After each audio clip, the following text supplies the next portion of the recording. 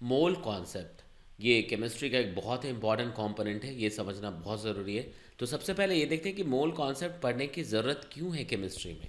तो देखिए, अगर हम लोग देखें केमिस्ट्री जैसे शुरू करते हैं आप, ठीक है, तो बहुत सारी चीज़ें किस तरह की दिखती हैं कि भाई आप देखोगे आपको एटम्स दिखते हैं, है ना, आपको आयंस दिखते हैं, मॉलिक्यूल्स की बात करते हैं हम लोग, ठीक है।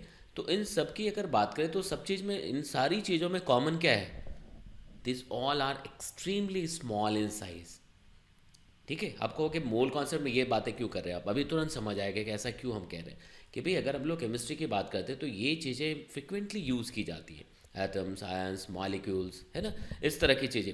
और ये इन सब के लिए कॉमन चीज़ क्या है, कॉमन एक पॉइंट हम इन सब के लिए क्या कह सकते हैं, दिस ऑल आर एक्सट्रीमली, ठीक है, extremely small in size, extremely small in size. तो अगर ये बहुत छोटा है तो कहाँ कहाँ क्या प्रॉब्लम आ सकती, आपको इसको देख नहीं सकते, इसको ठीक से रख नहीं सकते, है ना। तो यहाँ पे देखने और रखने की बात ही नहीं आएगी, यहाँ पे इसको काउंट करने की बात आएगी। जब हम लोग कैलकुलेशन की बात करेंगे, थियोरेटिकली कैलकुलेट करें, न्यूमेरिकल में कैलकुलेट करें, है ना, तो कैलकुलेशन में इसको काउंट करने की बात आएगी। जो प्रेजेंट हमारे पास सिस्टम था मोल कॉन्सेप्ट आने के पहले, ठीक है, या फिर अगर हम लोग इसको सोचें कि मोल कॉन्सेप्ट अलग हटाते हैं, अब जो हमारे पास मेथड्स हैं किसी चीज़ को काउंट करने के लिए वो यहाँ पे यूजलेस दिखेंगे। लाइक आपको जैसे पता है कि भी 1 दर्जन लिखते हैं, ठीक है, तो 1 दर्जन आप लिखते हो, ये कितना होता है, 12। अगर हम लोग 1 स्कोर की बात करें, ठीक है, तो 1 स्कोर का मतलब होता है 20, ठीक है। अगर हम लोग 1 ग्रॉस की बात कर ले, है ना, तो 1 ग्रॉस की अगर बात करेंगे तो वो कितना होता है, 144, ठीक है। तो 144 क्या, 144 ऑफ एनीथिंग। अगर हम लोग कहेंगे 1 क्रॉस ऑफ लेक्चर्स मतलब 144 लेक्चर्स हो गए, ठीक है।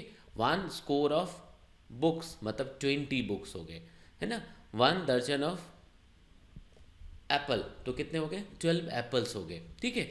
तो ये एक सिस्टम है हमारे पास, बट ये सिस्टम यहाँ पे यूजलेस दिखेगा, क्योंकि अगर बहुत छोटा भी अमाउंट, इवन कि मैं अगर 1 ग्राम भी किसी एक सब्सटेंस का ले लूँ, सपोज हमने 1 gram of anything, 1 gram of oxygen ले लिया, 1 ग्राम ऑफ हाइड्रोजन ले लिया, ठीक है, तो उसमें जो नंबर ऑफ एटम्स होंगे वो बहुत ज़्यादा होंगे, जिसको यहाँ से काउंट कर पाना बहुत मुश्किल, ऑलमोस्ट इम्पॉसिबल सा टास्क होगा, ठीक है।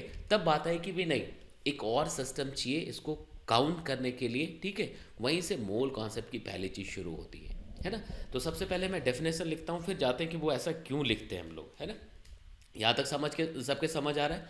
तो देखिए, अगर हम लोग मोल की बात करें तो 1 मोल, ठीक है, 1 mole is the amount, 1 mole is the amount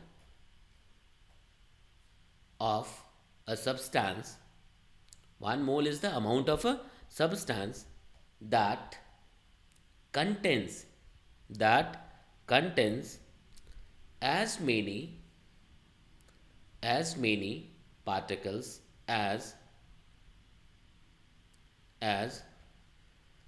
there are, as there are atoms in exactly 12 gram of the C12 isotope। अब ये डेफिनेशन बहुत ज़्यादा समझ नहीं आया होगा, इसको हम लोग अभी सीखेंगे, ठीक है। पहले डेफिनेशन को एक बार देखते कि है क्या। यहाँ तक समझ आ गया कि भाई 1 mole is the amount of a substance that contains as many particles और entities as there are atoms in exactly 12 gram of the C12 isotope. अब इसमें देखना कि भाई ये लिखने का मतलब ये हुआ कि आपको ये कहानी क्यों लिख रहे हो, सीधा बताओ ना यार कि 1 मोल कितना होता है, बिल्कुल ठीक है, बट वहाँ तक अगर एक फील चाहिए जब आप उसको न्यूमेरिकल में यूज़ कर पाओगे, उसके लिए फंडा जानना बहुत ज़रूरी है। तो देखो, जैसे 1 स्कोर इज़ 20, 1 ग्रॉस इज़ 144, ठीक है, तो ये हमने लिखा, वैसे ही 1 मोल कुछ होगा, तो 1 मोल कितना होगा वो अभी मैं आंसर तक नहीं पहुंचा हूँ यहाँ पे। 1 मोल कितना होगा, जैसे 1 स्कोर 20 होता है, तो 1 मोल कितना होगा, 1 मोल होगा जो C12 आइसोटोप का 12 ग्राम, अगर C12 आइसोटोप का 12 ग्राम उठा ले, उसमें जितने नंबर ऑफ एटम्स होंगे, ठीक है। अब ये ऐसा करने की मतलब इसका मतलब भी है, ऐसा क्यों किया हमने, है ना, कार्बन ही क्यों लिया, ये भी एक क्वेश्चन है, इसको हम लोग देखेंगे, है ना। यहाँ तक समझ आ रहा है। तो अगर हम लोग यहाँ से देखें तो इसको हम लोग सबसे पहले यहाँ से देखते हैं कि हो क्या सकता है इसमें। यहाँ तक समझ आ गया। तो सबसे पहले हम लोग कार्बन ले लेते हैं, है ना, 12 ग्राम। तो 12 ग्राम कार्बन उठा लिया हमने, ठीक है। सपोज कार्बन ऐसा दिखेगा आपको, है ना। तो कार्बन में से हमने क्या किया, 12 ग्राम कार्बन लिया। 12 ग्राम, ये 12 ग्राम सपोज है, ठीक है। बहुत कम होगा बट यहाँ दिखाने के लिए ऐसा दिखा है, ये सपोज 12 ग्राम कार्बन हो गया, ठीक है। देखो 12 ग्राम कार्बन, यहाँ तक समझ आ रहा है। अब देखिए 1 मोल जानने के लिए 12 ग्राम ऑफ कार्बन हमने ले लिया। तो 12 ग्राम C12 जब लिया तो उसमें जब कैलकुलेट किया गया, फाइंड किया गया, तो 6.0221367 इंटू 10⁻23, ठीक है। यहाँ तक समझ आ रहा है। लिख सकते इतने एटम्स दिखे किसके, 12 ग्राम ऑफ कार्बन की। ये कैसे आया ये भी हम लोग अभी कैलकुलेट करेंगे। कॉन्सेप्चुअली मैथमेटिकली इसको देखें क्यों ऐसा आया, ठीक है। बट हमारे पास एक आंसर आ गया जो चाहिए था कि 1 मोल में कितना नंबर, ठीक है। तो 1 मोल में कितना, तो इतना। यहाँ तक समझ आ रहा है। यहाँ पे एटम्स इसलिए लिखा हुआ है हमने क्योंकि ये डेफिनेशन ये कह रहा था, अकॉर्डिंग टू दिस डेफिनेशन 1 मोल उतना ही होगा जितना 12 ग्राम ऑफ C12 आइसोटोप में नंबर ऑफ एटम्स होंगे। यहाँ तक समझ आ रहा है। तो एक चीज़ जो हमें यहाँ पे मिला कि 1 मोल, अगर 1 मोल की बात करते हैं तो 1 मोल इक्वल्स टू 6.02213, इतना आया था। अब इसको जब हम लोग आगे लिखेंगे, है ना, तो इसमें यूज़ करने के हिसाब से तो हम लोग क्या करेंगे, 6.022 कई जगहों पे 23 भी लिखते हैं। आप एनसीईआरटी की बात करेंगे तो 0.22 की बात करते हैं वहाँ, है ना, इंटू 10⁻23। अब यहाँ से देखो कॉन्सेप्ट समझेंगे हम लोग कि क्या हुआ। थोड़ा सा इसको देख लेते हैं कि आपके दिमाग में ये डाउट होगा कि इतना कैसे आ गया। तो देखो इतना ऐसे आ गया, यहाँ से देखा गया, देखना यहाँ तक समझना कि अगर वन एटम ऑफ C12 की बात करें, ठीक है, 1 एटम ऑफ C12 की बात करें तो इसका जो मास होता है, ठीक है, वो कितना होता है, 1.992648 इंटू 10⁻⁻23 ग्राम, ठीक है। तो 1 एटम ऑफ C12 इतना होता है, ठीक है। और हमने लिया कितना है, 12 ग्राम ऑफ कार्बन लिया। तो 12 ग्राम ऑफ कार्बन में कितने, 12 ग्राम ऑफ कार्बन में कितने एटम्स हो जाएंगे, ये कैसे करोगे। तो 12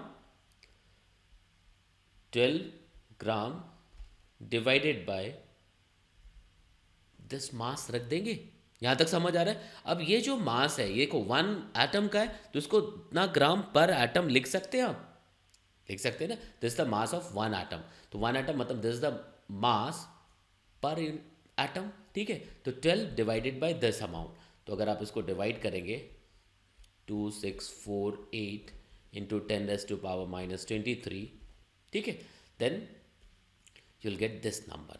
यहीं से जब इसको सॉल्व करेंगे तो आपको क्या मिलता है, ये 6.0221367 इंटू 10⁻23।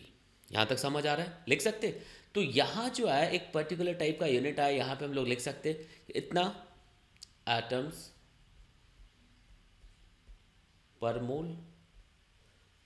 अब यहाँ तक क्यों पहुँचे, पर मोल क्यों लिखा, क्योंकि 1 मोल को हमने यहाँ पे डिफाइन कर दिया कि भाई 12 ग्राम ऑफ कार्बन जो है वही 1 मोल है, और 1 मोल में इतने एटम्स निकल के आए। तो हम लोग यहाँ पे लिख सकते कि दिस मच एटम्स पर मोल जो होगा वो कार्बन में होगा, है ना।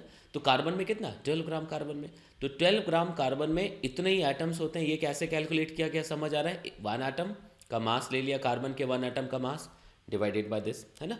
तो देखो अब यूनिट की अगर बात करेंगे, यहाँ तक समझ आ रहा है। तो ये क्या है, इतना एटम्स पर मोल था, सॉरी इतना ग्राम पर एटम मास था, डिवाइड करके फाइनली ये आ जाएगा। यहाँ तक समझ आ रहा है। तो ये अब हमें मिल गया कि 1 मोल इक्वल्स दिस मच।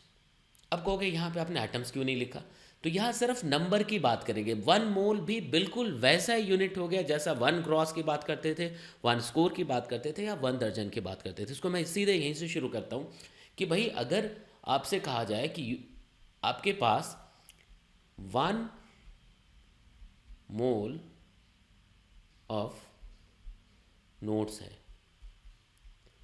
नोट्स मतलब ये रुपए वाला, ठीक है, यहाँ तक समझ आ रहा है। तो रुपए वाला है तो कितने का है? अगर आपसे कह दिया कि आपके पास 1 मोल ऑफ नोट्स है जो 10 रुपए का है, 10 रुपीज़ का है, मतलब ईच नोट जो है वो कितनी वैल्यू का है? 10 रुपए का है, ठीक है। तो आपसे कहा जाएगा कि आपके पास टोटल कितने अमाउंट है, ठीक है। तो इतना अमाउंट मतलब डीमोनेटाइजेशन की वैल्यू ज़रूरत यहाँ पे भी हो जाएगी। फिर चलो यहाँ पे देखते हैं तो कितने अमाउंट की बात करेंगे। तो अमाउंट कितना हो गया, तो आप क्या करोगे कि भाई इस बंदे के पास या आपके पास 1 मोल ऑफ नोट्स है। तो 1 मोल ऑफ नोट्स कितने, 10 रुपए का। तो एक की वैल्यू 10 रुपये है और 1 मोल नोट्स है, तो कितने नोट्स हैं आपके पास? 10 रुपये का नोट कितना है? तो 1 मोल में ये नंबर होता है, ठीक है।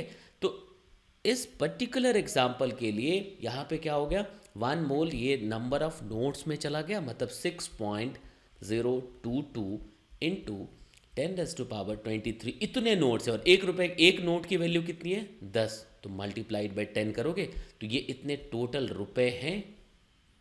समझ आ रहा है? तो ये अब ये यूजलेस नॉर्मल काउंटिंग में इसलिए होता है, ये बहुत ज़्यादा नंबर होगा, इसकी ज़रूरत ऐसे होती नहीं है ना। लेकिन जब हम लोग केमिस्ट्री में जाएंगे तो बाकी चीज़ें यूजलेस हो जाएंगी और यही बहुत इंपॉर्टेंट हो जाएगा, है ना। क्योंकि जैसा मैंने शुरू में लॉजिक बताया कि वो एक्सट्रीमली स्मॉल होते हैं। कौन? एटम्स, आयंस, मॉलिक्यूल्स, ये जो भी कुछ लेते हैं, इवन कि हम बहुत छोटा अमाउंट ले तब भी उसमें नंबर्स जो होंगे उनके वो बहुत ज़्यादा हो जाते हैं, ठीक है। तो अगर यहाँ सब केमिस्ट्री पे चलते, ये तो सिखाने के लिए मैंने बताया कि 1 मोल को कैसे लिख सकते। अब अगर हम लोग देखें कि मान लो कहीं पे लिख दिया कि भाई 1, ठीक है, 1 मोल ऑफ ऑक्सीजन एटम या हाइड्रोजन एटम है, 1 मोल ऑफ हाइड्रोजन एटम्स हैं। इसका मतलब क्या समझेंगे आप?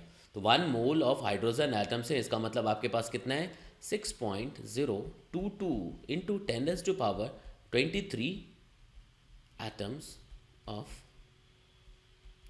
हाइड्रोजन लिख सकते हैं। यहाँ तक समझ आ रहा है? अगर कोई कहता है कि भाई आपके पास जो है 1 मोल ऑफ या 5 मोल, 5 मोल्स ऑफ वाटर मॉलिक्यूल्स है, ठीक है। तो 5 मोल्स ऑफ वाटर मॉलिक्यूल्स कहने का मतलब you have 5 multiplied by this number 6.022 into 10⁻23 molecules of water, ऐसा पढ़ेंगे। यहाँ तक समझ आ रहा है? तो देखो 1 मोल का मतलब बिल्कुल भी नहीं कि एटम। 1 मोल का मतलब यहाँ से जो एटम जैसा दिखता है वो इस रीजन से था। यहाँ तक समझ आ रहा है कि 1 मोल कैलकुलेट कैसे करेंगे, कितना होना चाहिए, एग्जैक्ट उस नंबर पे गए। और आगे फिर टाइम के साथ धीमे धीमे जैसे हम लोग आगे बढ़ते जाएंगे इस लेक्चर सीरीज में, ये समझ भी आता जाएगा ऐसा ही क्यों किया कि हमने कार्बन को क्यों चुना, ठीक है। जब हम लोग एटॉमिक मास यूनिट की बात करें धीमे धीमे आपके समझ आता जाएगा। तो अभी जो प्रायोरिटी है कि आपको ये समझ आ जाए कि मोल कॉन्सेप्ट होता क्या है, इसको यूज़ कैसे करना है। यहाँ तक समझ आ गया? अब अगर मान लो कहीं पे ऐसा लिखते हैं कि भाई 6 मोल्स ऑफ सोडियम आयन, ठीक है। तो 6 मोल्स ऑफ सोडियम आयन लिखने का मतलब क्या हो गया? सोडियम आयन का मतलब क्या हो गया? 6 into this much, 6.022 into 10⁻³ ions, कौन सा? सोडियम लिख सकते। तो इन सब में आपने देखा कि 1 मोल की वैल्यू इतनी हो गई और यही इंपॉर्टेंट एक नंबर है। तो आपने देखा सारे कैलकुलेशन में ये नंबर बहुत इंपॉर्टेंट हो गया, ठीक है। और इस नंबर के सामने कुछ भी लग सकता है, ठीक है। एटम्स लिख सकते हैं, मॉलिक्यूल्स लिख सकते हैं, आयंस लिख सकते हैं, पैसेज लिख सकते हैं, जो मर्जी लिख सकते हैं। जिस तरह से आप 1 दर्जन को यूज़ करते थे, 1 दर्जन पेन हो सकता है, बुक हो सकता है, एप्पल हो सकता है, मैंगोज हो सकते हैं, है ना, कुछ भी हो सकता है, वैसे ये एक यूनिट हो गया, ठीक है। तो इसमें बहुत ज़्यादा इसको कॉम्प्लिकेटेड बनाने की ज़रूरत नहीं, बहुत आसान है। 1 मोल पे हमें इसलिए पहुंचना पड़ा कि वो सारी चीज़ें बहुत छोटी होती थी, तो हमें बहुत बड़े स्केल पे जा करके मतलब ऐसा यूनिट देखना था जिसमें बहुत मतलब लार्ज नंबर को छोटे यूनिट में हम लिख पाएँ। यहाँ तक समझ आ रहा है? तो आपने देखा जितने भी एग्जाम्पल लिए उसमें ये नंबर बहुत इंपॉर्टेंट हो गया। ठीक है, तो ये नंबर इंपॉर्टेंट हो गया तो इसको इतना इंपॉर्टेंट हो गया कि इसका एक नाम दे दिया गया है ना। It is known as Avogadro